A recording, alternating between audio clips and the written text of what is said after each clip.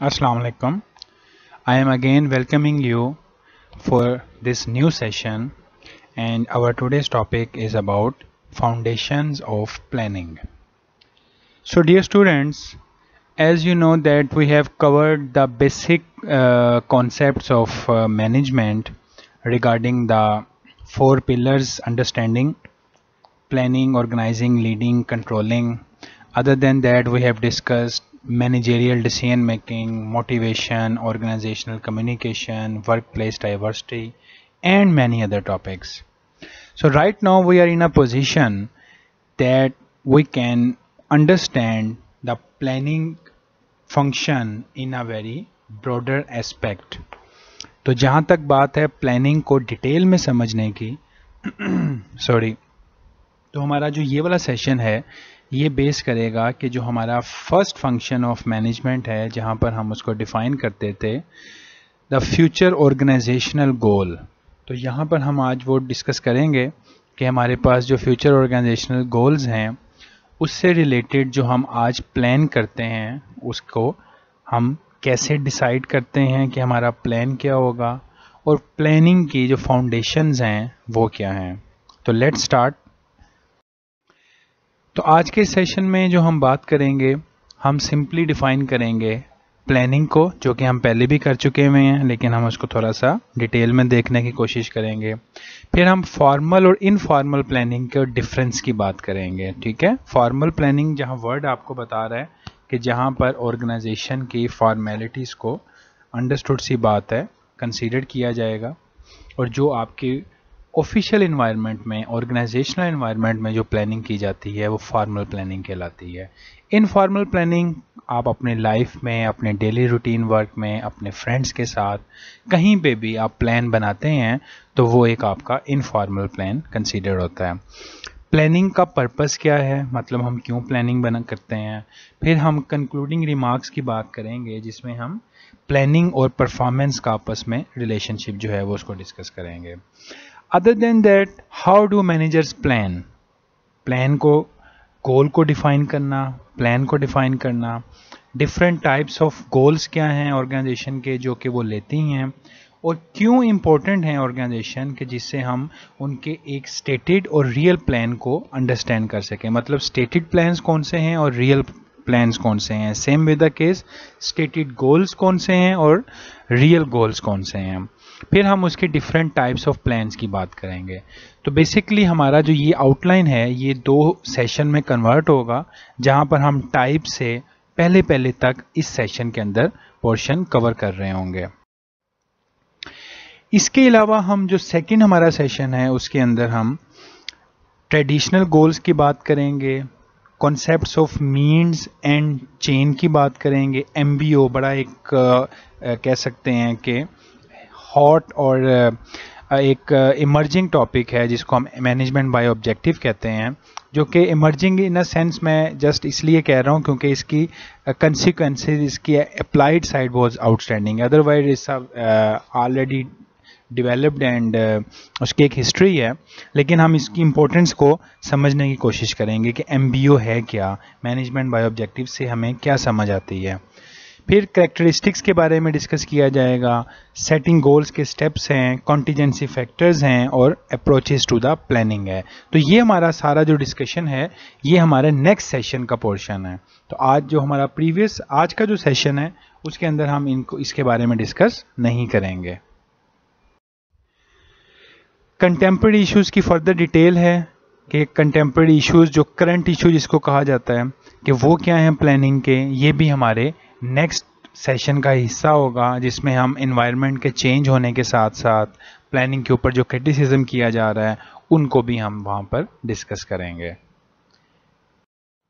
तो जी स्टार्ट करते हैं फिर हम आज का सेशन अपना, कि आज के सेशन के अंदर जैसे मैं आपको बता रहा था कि हमने प्लानिंग को समझना है, प्लानिंग की डेफिनेशन को समझना है। ठीक है, और उसके अलावा मैंने आपसे एक इनफॉर्मल और एक फॉर्मल प्लानिंग के बारे में भी बात की थी।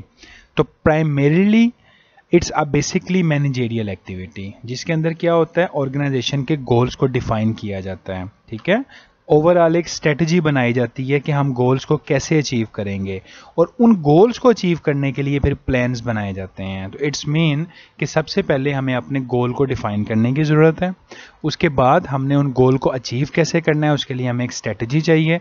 स्ट्रेटजी को हम कहते हैं अ प्लान ऑफ एक्शन।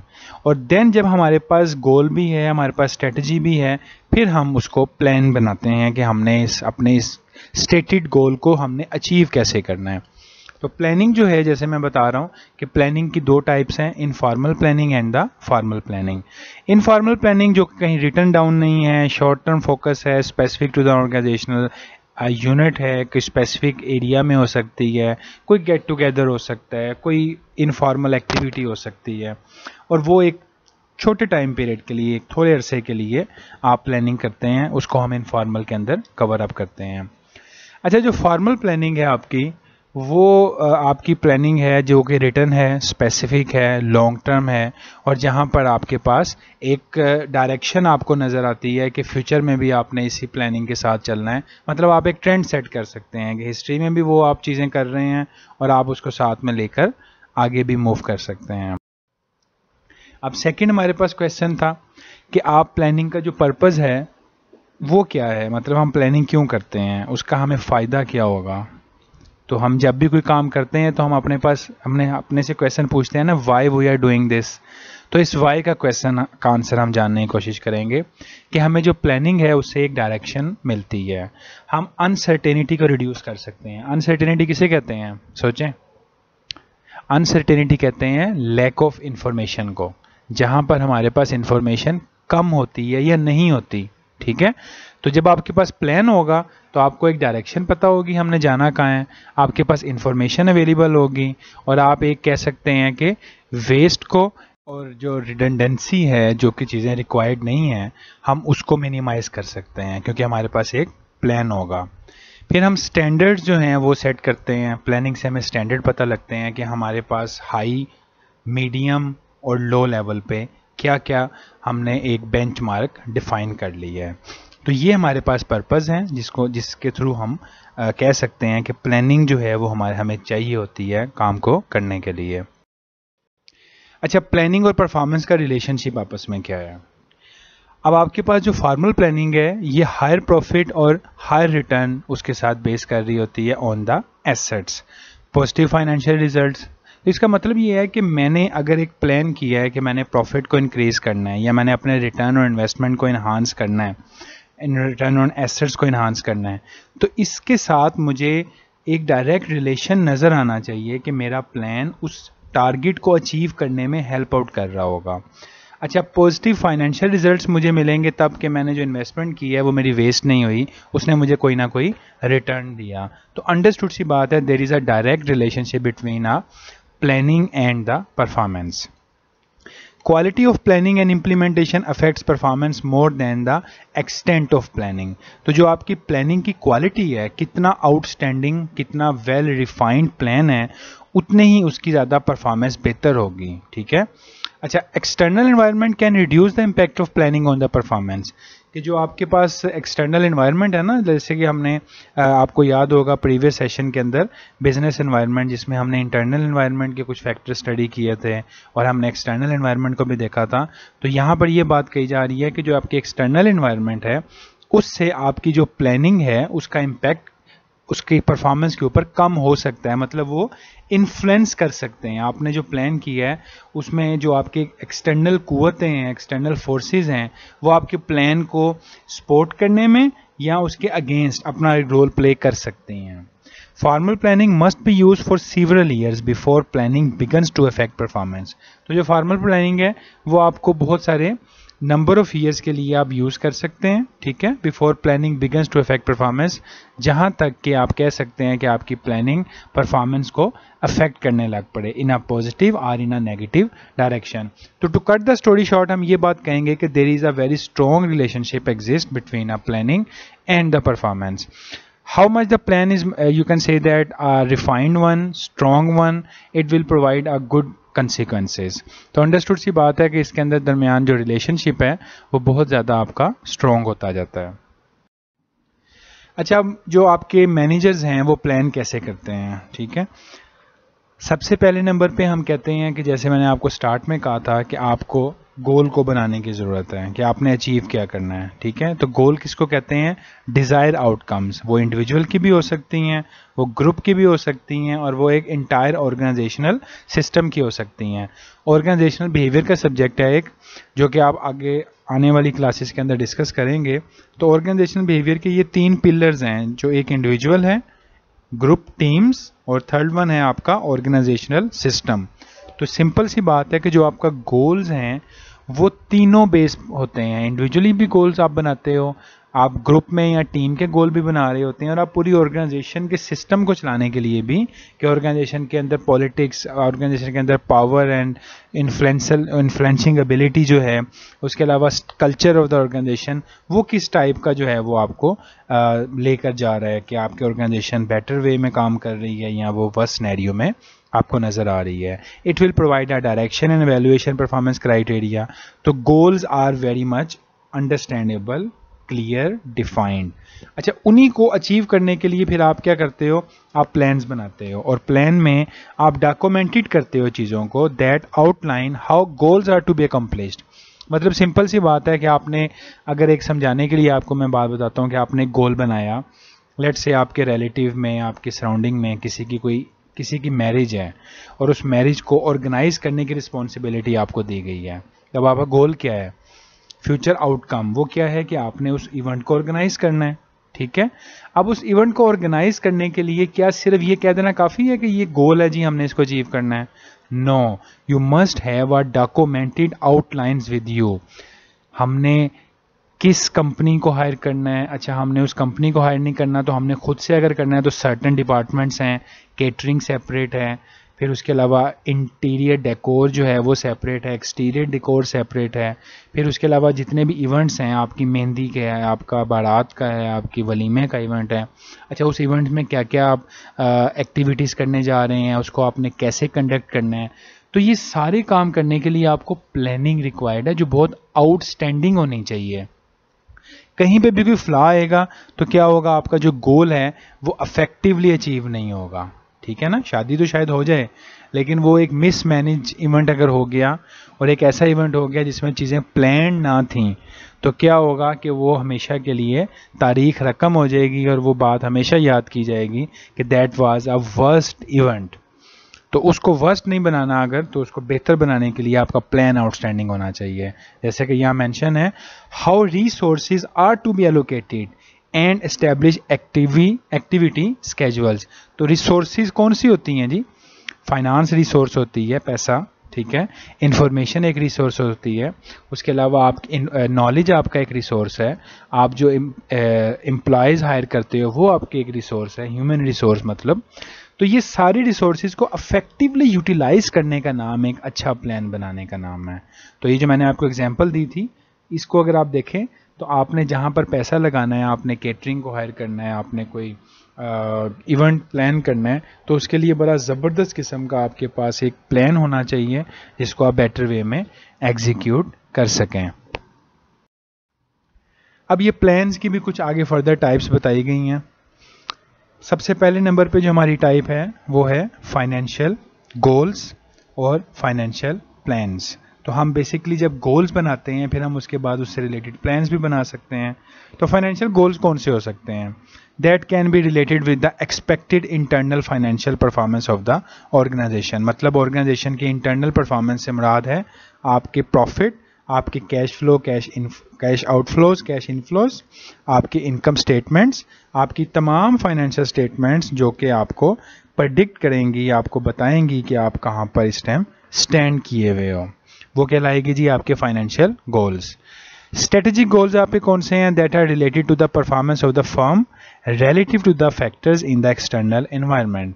तो बेसिकली जो भी आपके फैक्टर्स हैं जो आपकी परफॉर्मेंस के साथ रिलेटेड हैं वो आपके हैं स्ट्रेटेजिक ब्रॉडर लेवल गोल जिसको हम कहते हैं। वैसे नॉर्मली तौर पे तो हम कहते हैं कि जो आपके स्ट्रेटेजिक लेवल पे डिसीजन मेकिंग है वहाँ पर आप अपने इंटरनल स्ट्रेंथ को यूज़ करते हुए एक्सटर्नल अपॉर्चुनिटीज़ को अवेल करते हो और आप अपनी कंपनी को ग्रोथ की तरफ लेके जाते हो। तो इसी तरह हम उसमें कहते हैं कि हमने कंपैरेटिव एडवांटेज गेन करना है, हमने अपने कंपेटिटर्स को पीछे छोड़ना है और ख़ुद उनके साथ आगे हमने मूव करना है। तो इसीलिए हम कह रहे हैं कि जो ब्रॉडर लेवल के गोल हैं वो स्ट्रेटजिक गोल्स कहलाते हैं। अब ये जो हम स्टार्ट में बात कर रहे थे कि कुछ गोल स्टेटेड होते हैं और कुछ जो हैं वो आपके रियल वन गोल्स होते हैं। तो क्या डिफरेंस है दोनों में जी? जो broadly worded official statements of the organisations हैं, जिनको आप कह सकते हैं कि intended for the public consumption, जो पब्लिक के लिए बनाई गई हैं, that may be irrelevant to its real goal what actually goes on in the organisation. मतलब देखें कि आप एक चीज़ ये है कि जो रियल गोल है जो कि आपने बनाया हुआ है, और एक गोल इन अदर वर्ड्स हम कहते हैं कि दिखाने के लिए बनाया हुआ है, ठीक है, जो रिटन फॉर्म में लिखा गया है, उसको आप बता रहे हैं जो कि पब्लिक कंज्यूम कर सकती है, पब्लिक के सामने आप ला रहे हैं। लेट्स से आप कहते हैं जी कि आप अपनी जो आपका एक्चुअल में रियल गोल है वो ये है कि you want to multiply your customers, you want to enhance the shareholder, sorry not shareholder, you want to enhance the market share of the company, ठीक है, अपनी कंपनी का मार्केट शेयर आप बढ़ाना चाहते हैं, उसके लिए आप एडवर्टीजमेंट कर रहे हैं, एक्टिविटीज़ कर रहे हैं। तो ये क्या है? ये बेसिकली आपका रियल गोल है, ठीक है। अब इसको अचीव करने के लिए आप स्टेटेड गोल्स बना सकते हैं कि आप कह सकते हैं जी हमारी कंपनी जो है वो इतनी पहले नंबर पे आ रही है, हमारी कंपनी जो है वो उसके अब शेयर्स बहुत ज़्यादा प्राइस होने जा रही है, हमारी कंपनी जो है वो बहुत ज़्यादा सक्सेसफुल हो रही है, हम इसके ऊपर काम कर रहे हैं। तो एक्चुअल में हमारे जो रियल गोल्स हैं वो क्या हैं, जो कि हमें पता है, जो हमने डिफ़ाइन किए हुए हैं, जो कि हमें नज़र आ रहे हैं। और स्टेटेड गोल्स कौन से हैं? जो कि हमने लिखे हुए हैं और हम उसको लोगों के सामने ला रहे हैं ताकि जो चीज़ लोग कंज्यूम कर सकें, लोगों के लिए अंडरस्टैंडेबल हो, हम वो चीज़ जो है वो उनके सामने शेयर कर रहे हों। तो वेरी इंटरेस्टिंग वन कि जहाँ पर आपको ये चीज़ बता दी जाती है कि जी हमारे पास जो रिटन फॉर्म में well defined real goals mention हैं, हम उनको लेकर आगे मूव कर रहे हैं। तो ये देखें जी, एग्जांपल्स आपको दे देते हैं ताकि आपको ज़्यादा चीज़ें अंडरस्टैंड हो सकें।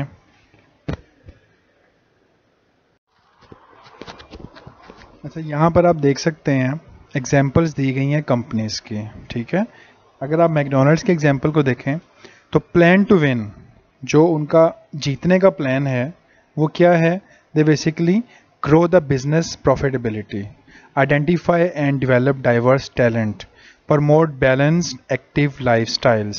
So basically they're emphasizing on to achieve the maximum market share. They want to enhance the, you can say that strength, or in a way that we are focusing on business profitability, we are targeting balanced and active lifestyles, ठीक है।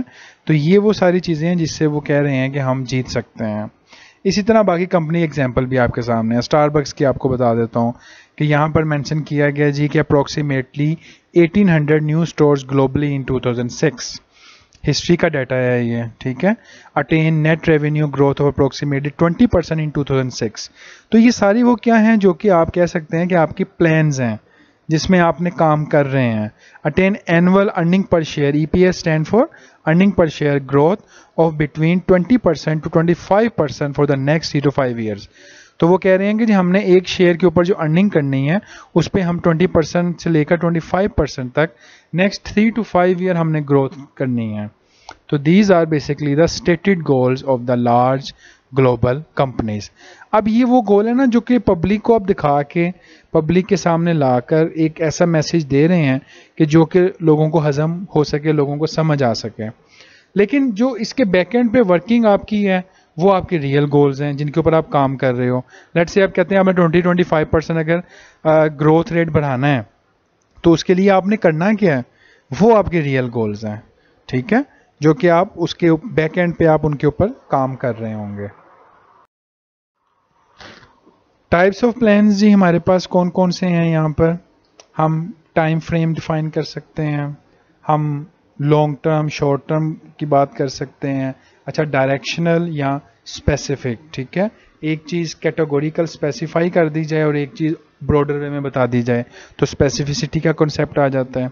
उसके बाद हम frequency of use की बात करें तो single time use के लिए या स्टैंडिंग जो हमेशा रहने वाले हैं, तो यहाँ तो आप एक ऐसा प्लान बनाएं जो कि वन टाइम है, क्योंकि समटाइम सिचुएशन ऐसी होती है अनसर्टन जो आपके सामने अचानक से आई होती है फर्स्ट टाइम, जैसे कि अनफॉर्चुनेटली आजकल पूरे वर्ल्ड में कोविड-19 जो है वो एक ऐसी सिचुएशन है जो कि बिल्कुल एक न्यू है, जिसके बारे में पहले कोई एक्सपेक्ट भी नहीं कर रहा था। तो ये इस किस्म की चीज़ों को हैंडल करने के लिए आप सिंगल यूज़ या वो प्लान बना के काम करते हैं जो कि आप समझते हैं कि ये वन टाइम आए हैं आपके सामने, फर्स्ट टाइम आए। और स्टैंडिंग वो हैं जो कि रूटीन में आपके पास कोई भी इशू चल रहा था, आपके उसके सोल्यूशन ले रहे थे और आप उसको फ्यूचर में भी अप्लाई कर सकते हैं। और अदर देन दैट हमारे पास ब्रेड्थ का कॉन्सेप्ट है कि स्ट्रेटेजिक लेवल पे गोल हैं या ऑपरेशनल लेवल पे। स्ट्रेटेजिक कौन से होंगे? जो टॉप लेवल पे होंगे, जैसे मैं आपको पहले भी बता रहा था, स्ट्रेटेजिक गोल्स जो हैं उसको अचीव करने के लिए आप स्ट्रेटेजिक प्लान्स बनाते हैं, ठीक है। तो जो आपके टॉप लेवल पे गोल्स हैं जो कि आपके बोर्ड ऑफ डायरेक्टर सेट करते हैं, आपके कंपनी के जो ऑनर्स हैं वो सेट करते हैं, वो आपके टॉप लेवल पे प्लान्स कहलाते हैं, स्ट्रेटजिक प्लान्स।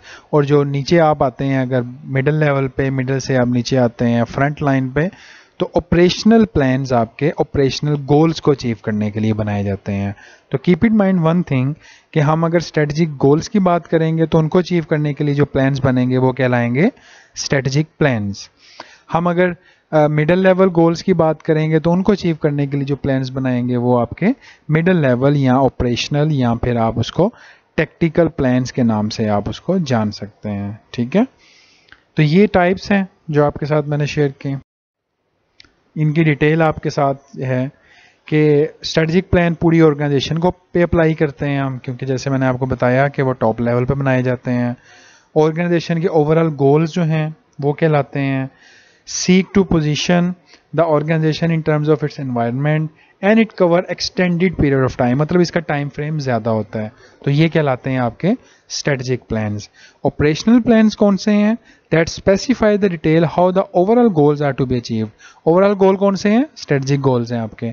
तो ऑपरेशनल प्लान्स उन स्ट्रेटजिक गोल्स को, स्ट्रेटजिक प्लान्स को अचीव करने के लिए ऑपरेशनल प्लान्स आपके वर्कआउट कर रहे होते हैं। And it cover the shorter time period, क्योंकि ये आप कह सकते हैं कि आपके जो मेन गोल्स हैं वो ज़्यादा लंबे टाइम के लिए चल रहे हैं, और उनको सपोर्ट करने के लिए आप लोग जो प्लान्स बनाते हैं जो बॉटम लेवल पे या मिडिल लेवल पे होते हैं वो आपके शॉर्टर टाइम पीरियड के लिए होते हैं। लॉन्ग टर्म प्लान्स जिनकी ड्यूरेशन ज़्यादा है, और इसमें हम कहते हैं बियॉन्ड 3 ईयर्स, यानी कि वो 3 साल से ज़्यादा होते हैं। शॉर्ट टर्म प्लान जिनकी ड्यूरेशन कम है और ये 1 ईयर या उससे कम, 1 मंथ या लेस देन 1 ईयर हो सकते हैं। Specific plan that clearly defined and leave no room for the interpretation, मतलब उसमें कैटेगोरिकल बताया जाता है कि हमारा प्लान क्या है। मतलब हम ये कह सकते हैं कि हमने कोई प्लान बनाया जो स्पेसिफिक प्लान है कि हमने प्रमोशन करनी है किसी नई प्रोडक्ट की, नई प्रोडक्ट ये है, 6 महीने इसकी हमने प्रमोशन करनी है, इतना हमारा बजट है।